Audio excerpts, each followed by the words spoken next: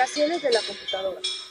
La primera generación parte del año de 1951 al año de 1958.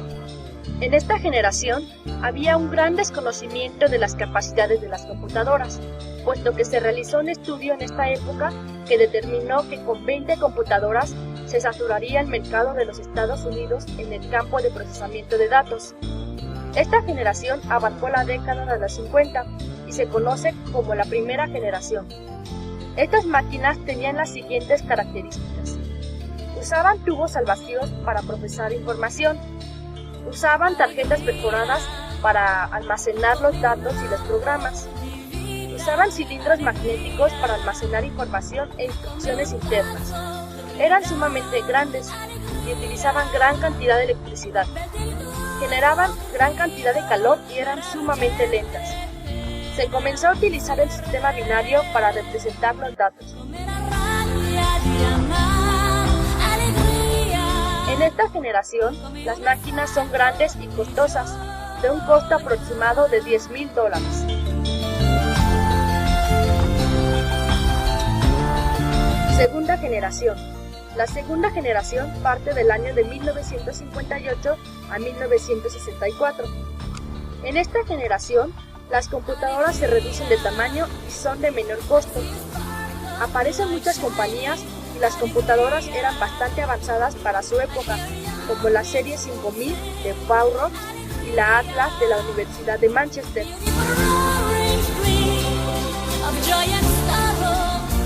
Algunas computadoras se programaban con cinta perforada y otra por medio de cableado en un tablero. Algunas de las características de esta generación fueron: usaban transistores para procesar información. Estos transistores eran más rápidos, pequeños y más confortables que los tubos al vacío. Usaban pequeños anillos magnéticos para almacenar información e instrucciones, y se mejoraron los programas de computadoras que fueron desarrollados durante la primera generación.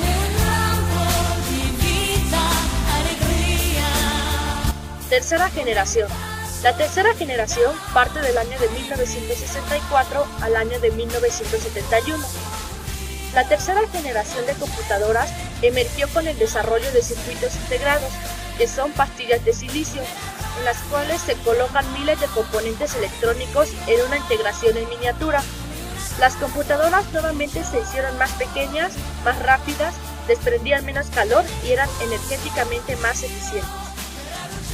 Las características de esta generación fueron que se desarrollaron circuitos integrados para procesar información. Se desarrollaron los chips para almacenar y procesar información. Un chip es una pieza de silicio que contiene los componentes electrónicos en miniatura llamados semiconductores. Los circuitos integrados recuerdan los datos ya que almacenan la información como cargas eléctricas. Surge la multiprogramación. Las computadoras pueden llevar a cabo ambas tareas de procesamiento o análisis matemáticos. Se emerge la industria del software. Cuarta generación. La cuarta generación abarca del año de 1971 al año de 1988. En esta generación aparecen los microprocesadores, que son un gran adelanto de la microelectrónica. Son circuitos integrados de alta densidad y con una velocidad impresionante. Las microcomputadoras con base en estos circuitos son extremadamente pequeñas y baratas, por lo que su uso se extiende al mercado industrial. Aquí nacen las computadoras personales, que han adquirido proporciones enormes y que han influido en la sociedad en general sobre la llamada revolución informática. Las características de esta generación fueron que se desarrolló el microprocesador. Se colocan más circuitos dentro de un chip. Cada chip puede hacer diferentes tareas. Un chip sencillo actualmente contiene la unidad de control y la unidad aritmética lógica. El tercer componente, la memoria primaria, es operado por otros chips. Se reemplaza la memoria de anillos magnéticos por la memoria de chip de silicio. Quinta generación. La quinta generación abarca del año de 1983 hasta nuestra actualidad. En vista de la acelerada marcha de la microelectrónica, La sociedad industrial se ha dado a la tarea de poner también a esta altura el desarrollo de software y los sistemas con que se manejan las computadoras.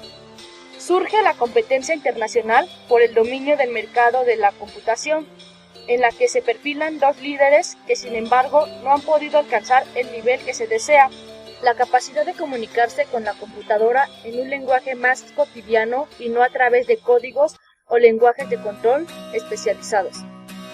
Japón lanzó en 1983 el llamado Programa de la Quinta Generación de Computadoras, con los objetivos explícitos de producir máquinas con innovaciones reales en los criterios mencionados.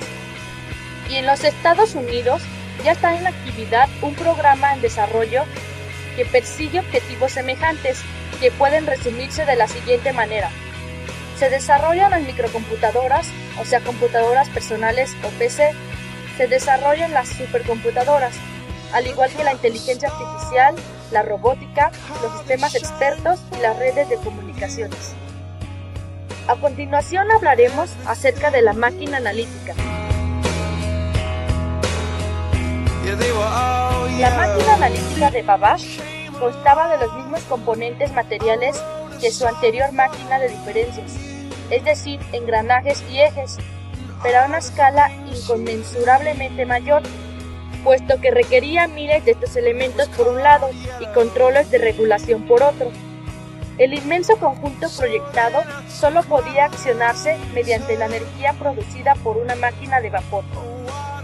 Así pues, en la máquina analítica encontramos asombrosamente los elementos básicos del moderno ordenador, los cuales son los dispositivos de entrada, como el teclado y el mouse, los dispositivos de salida, como las bocinas, el monitor y la impresora, también la unidad aritmética y lógica y la unidad de almacenamiento, que pueden ser la memoria RAM, la memoria ROM, el USB y el disco duro. You know I love you so.